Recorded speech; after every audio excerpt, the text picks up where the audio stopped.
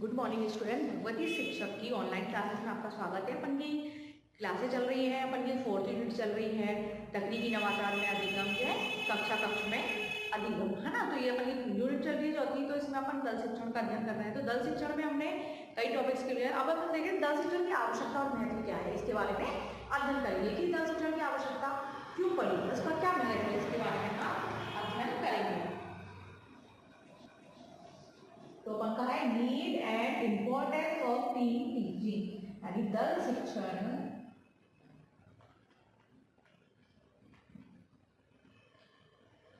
की आवश्यकता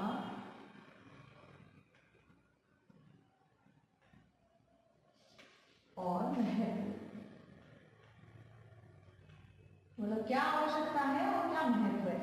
अगर दल शिक्षण जैसे कोई भी चीज अपने अगर कोई वस्तु हो किसी भी हो, जैसे कि अपने कपड़े भी होते हैं, अगर आवश्यक नहीं है और महत्वपूर्ण नहीं है तो अपन उनको नहीं रखते, उनको हटा देते हैं, है ना। तो खराब चीजों को अपने पास रखते हैं, जब तक वो चीज अपने लिए उपयोगी होगी, आवश्यक होगी, तभी हम उस चीज को रखते हैं। तो इसी प्रकार से दल शिक्षण जो है, जो नवाचार है, अपना तकनीकी नवाचार है, तो इसके लिए शिक्षण में क्या आवश्यकता है और क्या महत्व है कि जिसको इतना महत्व दिया गया कि इसको शिक्षण में शामिल किया गया, कोर्सों में शामिल किया गया। क्यों किया गया? क्योंकि दल शिक्षण एक ऐसी वो है जिसमें कई अध्यापक होते हैं जो शिक्षण कार्य को विद्यार्थी के समक्ष प्रस्तुत करते हैं और सभी शिक्षकों विशेषज्ञों की राय प्राप्त हो जाती है।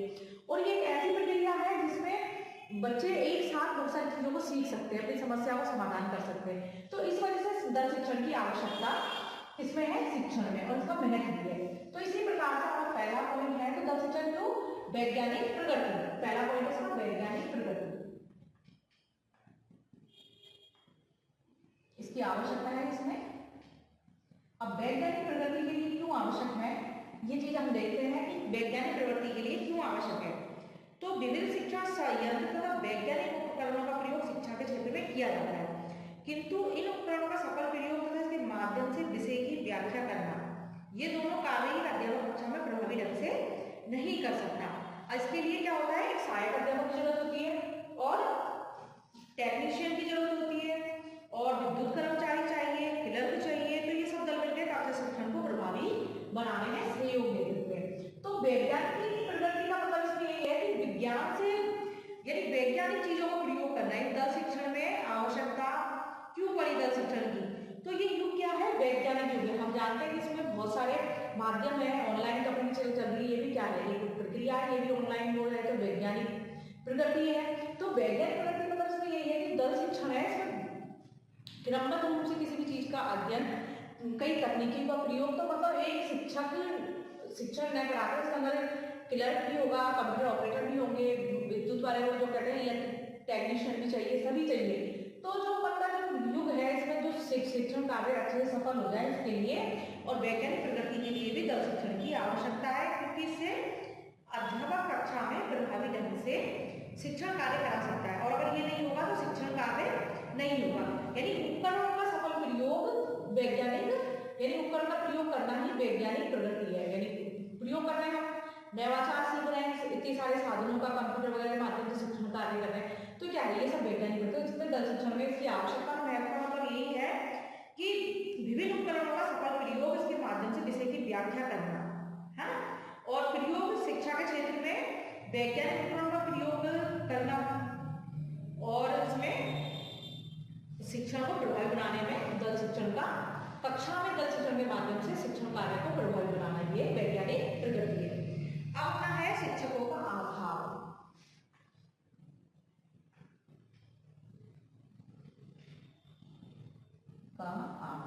यानी कई जगह क्या होते हैं, कई सब्जेक्ट में टीचर्स नहीं होते, तो दूसरी संस्थाओं से, महाविद्यालय से उनको गेस्ट फैकल्टी के रूप में शिक्षक को बुलाया जाता है। तो इससे दल शिक्षण में क्या है, वो सब शिक्षक आके अपनी अपनी राय, अपना जो प्रकरण, जो भी टॉपिक्स है, जो समस्याएं हैं, उनको सुलझाते हैं और वो शिक्षण कार्य कराते हैं। तो जहाँ शिक्षकों की कमी है उसमें भी दल शिक्षण बहुत यूजफुल है। मतलब इसमें क्या है, शिक्षक मिल जाते हैं और विद्यार्थियों को भी ज्यादा शिक्षकों को समझने का, पढ़ने का, ज्यादा ज्ञान लेने का भी मौका मिल जाता है। क्योंकि आजकल जो शिक्षक का संख्यात्मक तथा गुणात्मक दोनों ही दृष्टि से अभाव हो गया है। इस अभाव की पूर्ति के लिए क्या होता है, दल शिक्षण की आवश्यकता पड़ती है। क्योंकि संख्यात्मक और गुणात्मक ऐसे है कि संख्या में आधे शिक्षक अलग वेतनों के चक्कर में, मतलब वो अलग अलग लाइन कर लेते हैं, शिक्षण कार्य को छोड़कर वो दूसरे कार्य में लग जाते हैं।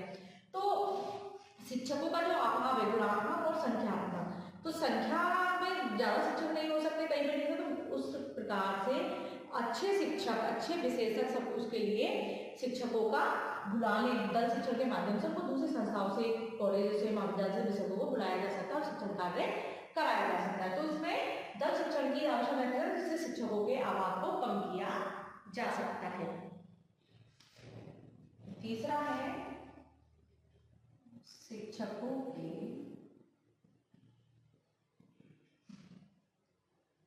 व्यावसायिक स्तर का विकास,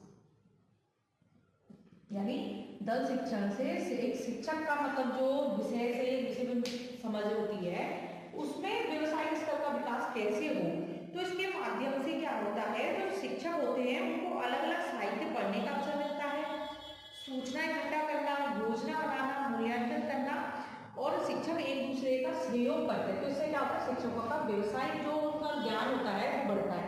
यानी वो अगर दूसरी जगह जाएंगे, जैसे वो समूह शिक्षण करा रहे हैं एक से दूसरा है, तो वो एक दूसरे शिक्षक को देखेंगे कि हाँ इनमें क्या है क्या नहीं, तो वो और चीज़ों को, साहित्य जितनी चीज़ें हैं पढ़ने की बुक्स वगैरह है, तो उनको और पढ़ेंगे, अपने ज्ञान को और बढ़ाएंगे। तो इससे क्या होता है, उनका व्यवसायिक स्तर बढ़ता है और शिक्षकों में सहयोग की भावना भी इसी से आती है। तो दल शिक्षण की आवश्यकता महत्वपूर्ण तो यही है कि इसकी आवश्यकता है कि इससे शिक्षकों का व्यवसायिक स्तर भी सुधारा जा सकता है और विकास भी किया जा सकता है। चौथा है छात्रों की संख्या में वृद्धि।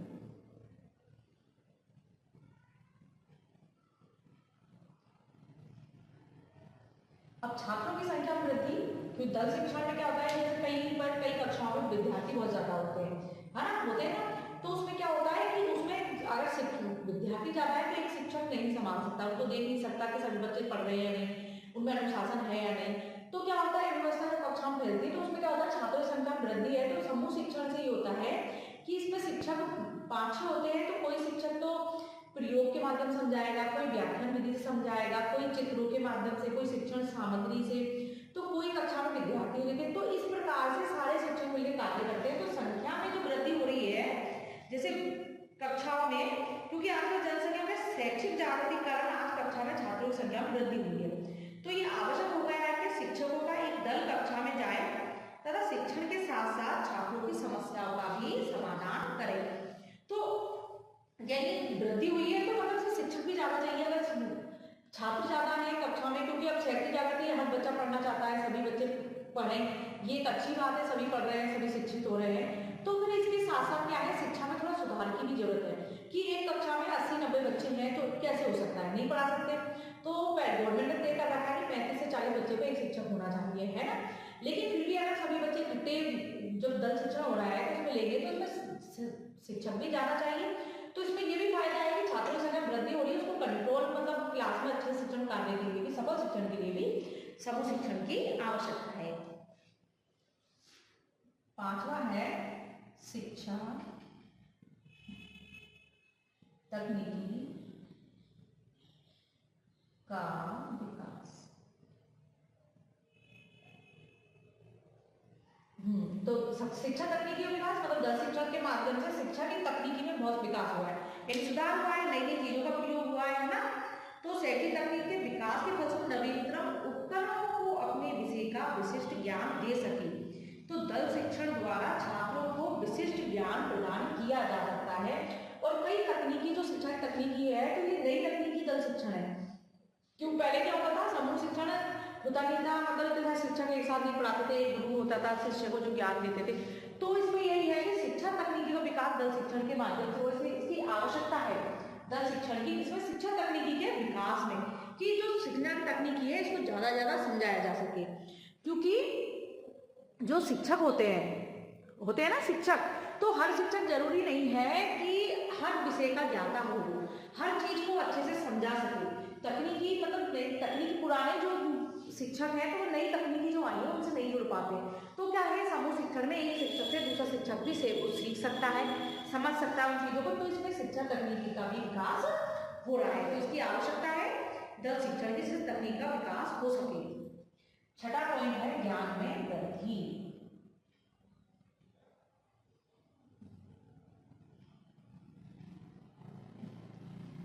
ज्ञान में वृद्धि। अब ज्ञान वृद्धि का क्या संबंध है दल शिक्षण की आवश्यकता और महत्व में? यानी दल शिक्षा से क्या होता है, ज्ञान तो बढ़ता ही है क्योंकि बहुत सारे शिक्षकों का ज्ञान है। तो क्या होता है, आज जब अपने अपने विषय में विशेषज्ञ अध्यापकों की आवश्यकता है जो छात्रों को अपने विषय का विशिष्ट ज्ञान दे सके, यानी विशिष्ट ज्ञान दे सके। जिस दल शिक्षण द्वारा छात्रों को विशिष्ट ज्ञान प्रदान किया जा सकता है, क्योंकि हर टीचर्स वाला अपने सब्जेक्ट का ज्ञाता होता है, उसको अपने सब्जेक्ट का अच्छे से मालूम होता है, उसके विषय का उसकी समझ अच्छी होती है, वो विषय को अच्छे से समझता है। तो क्या होता है, हर शिक्षक जब बहुत सारे शिक्षक है तो अपने अपने विषय के वो ज्ञाता है, वो अच्छे समझते हैं, तो वो क्या करते हैं, बच्चे अगर ज्ञान को लेकर बच्चों को ज्ञान दे रहे हैं तो बच्चा उसको ज़्यादा सीखेगा, सभी विषयों के बारे में समझ जाएगा और शिक्षकों के ज्ञान को भी समझ जाएगा, तो बच्चों का क्या होगा, ज्ञान में वृद्धि होगी। अगला है छात्रों, जो पॉइंट है, छात्रों को स्वतंत्र अभिव्यक्ति का अवसर। छात्रों को स्वतंत्र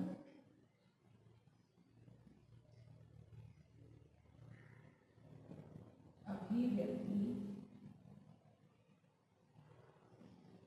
का अवसर, मतलब यही है कि दल शिक्षण तो है तो छात्र इसमें स्वतंत्र होते हैं, अपने को व्यक्त करने के लिए, अपने अंदर के विचारों को दूसरे के सामने रखने के लिए स्वतंत्र होते हैं। तो दल शिक्षण में सभी बच्चा स्वतंत्र होता है, जो विद्यार्थी अपनी समस्याओं को, अपने प्रश्नों को पूछ सकता है, जो उसको समझ में नहीं आया वो शिक्षक से पूछ सकता है। और इसमें जो प्रक्रिया थी उसमें जो क्या था कि बालक के हर शिक्षक पहले पूरा समूह शिक्षण होता है, उसके बाद उसमें से कुछ बच्चे और कुछ शिक्षक, एक शिक्षक बच्चों को बांट लेते हैं और उनसे पूछते हैं उनकी समस्या क्या है क्या नहीं है। तो क्या होता है, छात्र अपनी अभिव्यक्ति दे सकता है स्वतंत्र रूप से, वो शिक्षक जो उसको अच्छा लगता है उसमें तो उससे वो भी पूछ सकता है, तो इसमें बच्चे को स्वतंत्र अभिव्यक्ति मिलती है। इसमें यही है कि बड़े बड़े समूह को छोटे छोटे दलों में अध्यापकों के नेतृत्व में विभाजित कर विचारों को स्वतंत्र अभिव्यक्ति का अवसर दिया जाता है। मतलब छोटे छोटे समूह बना लिए जाते हैं किसी विद्यार्थी को, तो वो अपनी समस्या को शिक्षकों से पूछ सकते हैं। समूह शिक्षण में जो दल शिक्षण है अपना इसमें कि अपनी समस्याओं को वो दूर कर सकते हैं। इसका फायदा यही है कि दल शिक्षण का कि इसमें बालक बहुत स्वतंत्र होता है, वो अपनी समस्या को शिक्षक से पूछ सकता है। जब समूह शिक्षण हो उसके बाद उसमें से कुछ बच्चे छांटते हैं शिक्षक, तो वो जो भी परेशानियां वो शिक्षक के सामने रख सकते हैं। तो बालक इसमें अपनी अभिव्यक्ति देने का उसको पूरा अवसर मिलता है दल शिक्षण में छात्रों को, कि वो अपनी जो भी समस्याएं हैं उनको वो शिक्षक से पूछिए। आठवां है पाठ्यक्रमों में परिवर्तन के कारण।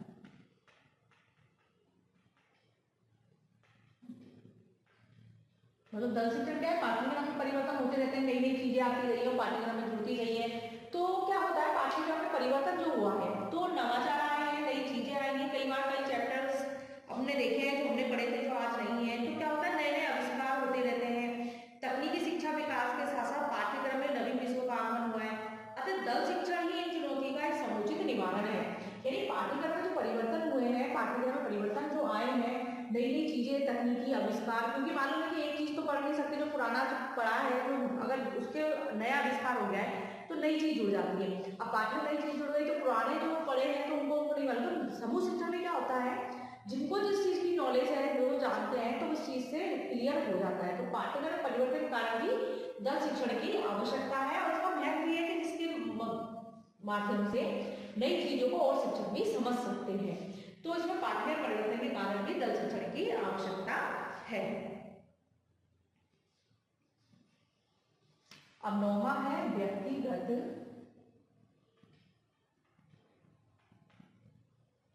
भिन्नता में महत्व। मतलब दल शिक्षण है तो व्यक्तिगत भिन्नताओं का शिक्षण कार्य करते हैं, तो व्यक्तिगत भिन्नताओं को ध्यान में रखकर ही कोई योजना बनाई जाती है। जब भी शिक्षण कार्य होता है तो व्यक्तिगत भिन्नताओं को ध्यान में रख के ही देखा जाता है। तो दल शिक्षण में क्या है, व्यक्तिगत भिन्नता को देखते हुए, यानी व्यक्तिगत भिन्नता को देखते ही शिक्षण कार्य कराया जाता है कि बालक किस प्रकार के प्रतिभाशाली है, सामान्य बुद्धि है या फिर मंद बुद्धि है। तो इस प्रकार से बच्चों को देखा जाता है कि समूह शिक्षण में बालक किस प्रकार का है। अगर पता है, अगर समूह शिक्षण ध्यान इन सीमाओं पर ध्यान रखना कठिन कार्य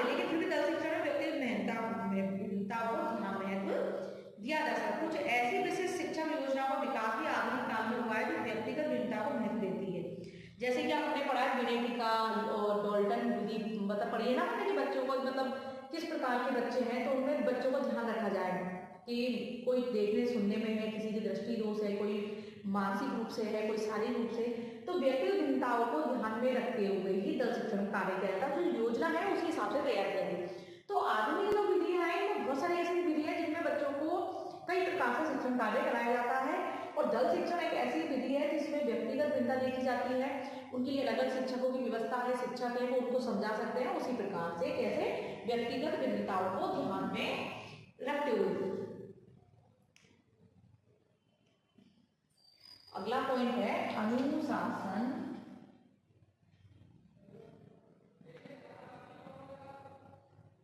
स्थापित करने में, यानी दल शिक्षण के माध्यम से अनुशासन को स्थापित किया जा सकता है। कैसे कि अनुशासन का क्योंकि बहुत सारे शिक्षक है ना, तो बहुत सारे शिक्षक है तो अनुशासन का भी ध्यान रखेंगे। और ये अपने दल शिक्षण इसमें बहुत सहायक है कि बालक को देखा जा सकता है कि बालक कहीं शिक्षण लेते समय, पढ़ते समय कहीं ध्यान नहीं दे रहा हो, उद्यम कर रहा हो या बातों में लगा हो, तो इसमें क्या होता है शिक्षक इसमें ध्यान रखते हैं कि इसे पता लग जाता है कि बालक कहीं परेशान तो नहीं कर रहा है या फिर अनुशासनहीनता तो नहीं कर रहा है, या फिर अपना जो ध्यान है जो शिक्षक समझा रहे हैं वो चीज समझ रहा है या नहीं समझ रहा है, इस चीज का भी इसमें ध्यान देता है। यानी दल शिक्षण के माध्यम से अनुशासन स्थापित कर सकते हैं और प्रत्येक बच्चे पे ध्यान रखा जा सकता है कि किस प्रकार से शिक्षण कार्य हो रहा है, कैसे हो रहा है, बच्चों को समझ में आ रहा है या बच्चा उसको जो पढ़ा रहा है शिक्षक उसको ध्यान दे रहा है नहीं दे रहा है। तो दल शिक्षण के माध्यम से बहुत सारे शिक्षक होते हैं तो वो क्या करते हैं, वो ध्यान रखते हैं, तो बच्चा इसमें अनुशासनहीनता नहीं कर सकता, वो पूरी ध्यान पढ़ाई में रखता है और समझने में पूरा ध्यान लगाता है। तो इसके माध्यम से अनुशासन स्थापित किया जा सकता है। 11वां है उनका पॉइंट है जो नियोजित शिक्षा।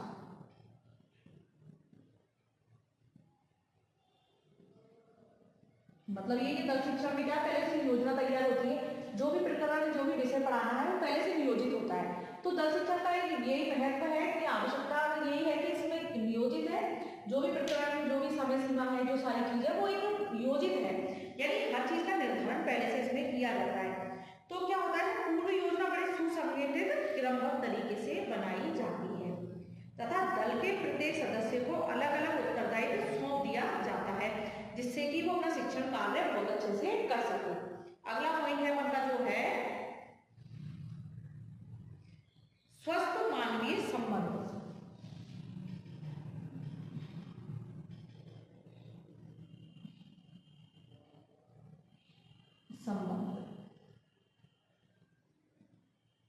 यानी दल शिक्षण है, समूह शिक्षण है, तो इसमें बहुत सारे अध्यापक होंगे, तो उनमें क्या है उन शिक्षकों में सहयोग की भावना आती है। बच्चा भी समझता है कि देखो सारे शिक्षक में कितनी अच्छी एकता है, वो है मतलब उनमें सहयोग की भावना जो एक दूसरे का सहयोग कर रहे हैं पढ़ाने में, समझाने में।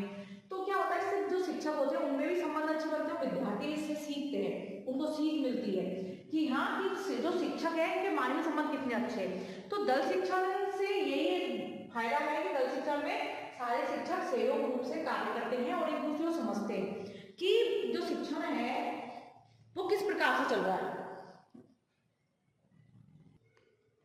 तो इस प्रकार से स्वस्थ मानवीय संबंधों की भी स्थापना दल शिक्षण के माध्यम से होती है और इसमें सहयोग की भावना और ये सारे बच्चों में ये भावनाएं आ जाती है और बच्चों की भावना बहुत अच्छी होती है कि शिक्षक हमारे कितने अच्छे हैं, सभी समूह शिक्षण में एक साथ सहयोग की भावना के साथ पढ़ा रहे हैं, तो बच्चा भी इससे अच्छा सीखता है, वो भी अपने विभाग में परिवर्तन लाता है। 13वां है मितव्ययी और समूह शिक्षण है, तो मितव्ययी तो है ही, मतलब मित्रता की भावना होना और समय, शक्ति, धन तीनों ही दृष्टि से कम खर्चीला होता है।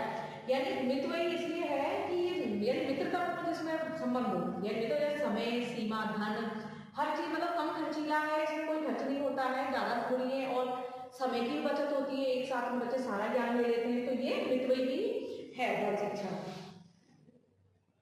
अब अगला है शिक्षक की रुचियों को महत्व। 14वां पॉइंट है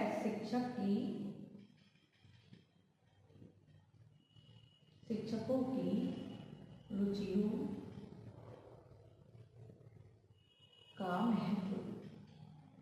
यानी शिक्षक की रुचियों का ध्यान रखता है, मतलब जिस विषय में, जिस कार्य में जिस शिक्षक की रुचि है वो कार्य उसमें कर सकता है। एक योजना रूपरेखा तैयार की जाती है तो शिक्षक को जिस चीज में रुचि है, वो जिस चीज को करना चाहता है, उसको जो पसंद है, तो वो शिक्षकों की रुचि का इसमें बहुत महत्व है। रुचि के अनुसार वो शिक्षण कार्य कराएगा। बच्चों को जो भी इसको समझाना है, विद्यार्थी को बताना है, चाहे तो उसको सामग्री में हो, चाहे इलेक्ट्रिसिटी में हो, या फिर किसी भी प्रकार से हो सकती है, या व्याख्यान में हो, किसी भी चीज में हो सकती है। मतलब ये विषय में रुचि जो शिक्षक की है, तो इसमें रुचि का ध्यान रखा जाता है शिक्षकों की कि उसको किसमें रुचि है, वो क्या चाहता है, तो अपनी रुचि के अनुसार में शिक्षण कार्य कर सकता है ना। तो इसमें शिक्षक के आत्मसंतोष साथ ही छात्र शिक्षक के विशेष ज्ञान से लाभान्वित भी होते हैं। मतलब शिक्षकों की रुचियों का भी महत्व है। तो और इसमें अगर शिक्षक को रुचि के अनुसार कोई विषय नहीं मिलता है, उसको जो वो पढ़ाता है उसके अलावा दूसरे में अगर उसको रुचि नहीं है, तो वो शिक्षण कार्य अच्छा नहीं करा सकता। मतलब अपन बच्चों को भी पढ़ाने में रुचि वगैरह देखते हैं कि पहले से कि रुचि है नहीं है, वो सब्जेक्ट में रुचि रखता है नहीं रखता है, कि प्रकरण संबंधी रुचि है नहीं है, या फिर जो शिक्षण कार्य से रुचि है। तो यही चीज शिक्षकों में भी होती है, उनको भी जो विषय में रुचि होती है उस विषय को ही वो अच्छे से समझा सकते हैं और पढ़ा सकते हैं। और रुचि नहीं है तो वो उसमें ध्यान नहीं देंगे और भी उसके नहीं शिक्षण कार्य नहीं कराएंगे।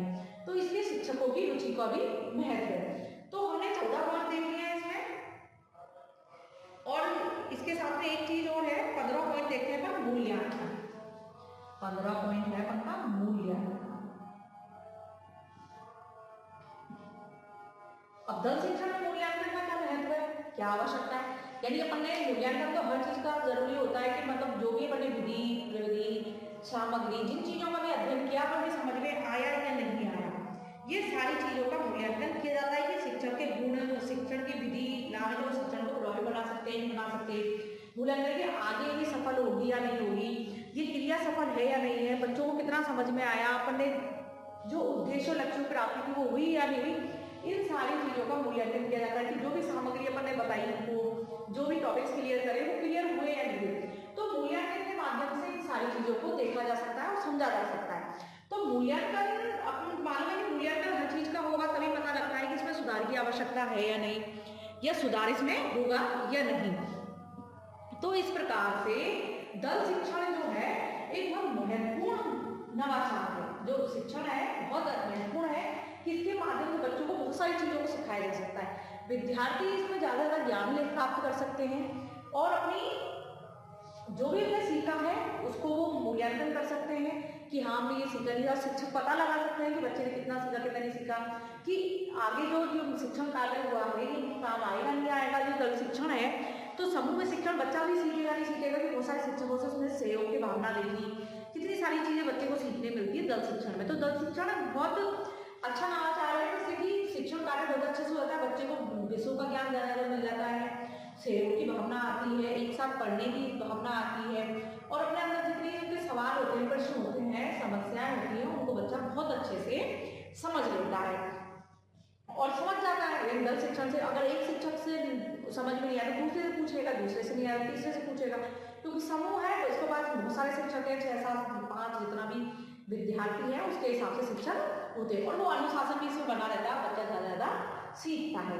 तो हमारे कितने पॉइंट हो गए, 15 पॉइंट हो गए। अब 15 पॉइंट हो गए तो दल शिक्षण की आवश्यकता और महत्व कहाँ कहाँ पर है, किन किन उसमें है, तो 15 पॉइंट है। तो 15 पॉइंट के माध्यम से हमने समझ लिया है। एक बार अपन इनका फिर से रिवीजन कर लेते हैं कि क्या है। तो वैज्ञानिक प्रकृति पहला पॉइंट था, जिसमें क्रमबद्ध है ज्ञान और उपकरणों का प्रयोग है और कई चीजों का। वैज्ञानिक प्रगति मतलब जो नई नई चीजें आई हैं उनको नवाचार वगैरह को दल शिक्षण माध्यम से सीखा जा सकता है।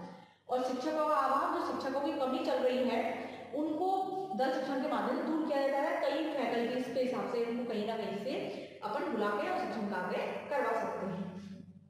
इसके बाद में अपना तीसरा शिक्षकों के व्यवसायिक स्तर का विकास, छात्रों की संख्या में वृद्धि, शिक्षा तकनीकी का विकास, ज्ञान में वृद्धि, छात्रों को स्वतंत्र अभिव्यक्ति का अवसर, पाठ्यक्रम में परिवर्तन के कारण व्यक्तिगत भिन्नता में महत्व, अनुशासन स्थापित करने में सहायक, नियोजित शिक्षा और स्वस्थ मानवीय संबंध, क्योंकि इस मानवीय संबंध बहुत अच्छे हो जाते हैं क्योंकि एक दूसरे में शिक्षक में सहयोग की भावना, एक दूसरे समझने की, क्योंकि समूह शिक्षण है तो शिक्षकों में भी भावना अच्छी होनी चाहिए, उनमें एक दूसरे के प्रति गलत भावना नहीं आनी चाहिए और एक दूसरे जलन की भावना और ईर्ष्या की भावना भी नहीं होनी चाहिए। अगर होगी तो समूह शिक्षण क्लियर नहीं होगा, क्योंकि वो साथ नहीं देगा शिक्षक एक दूसरे के, तो फिर समूह शिक्षण कैसे हो जाएगा। दल शिक्षण नहीं होगा।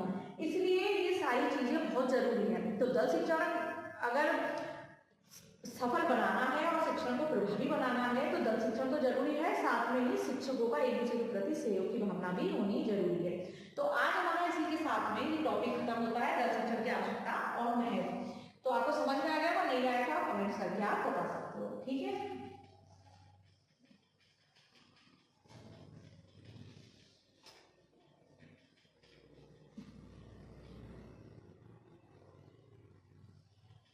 तो इसी के साथ में धन्यवाद।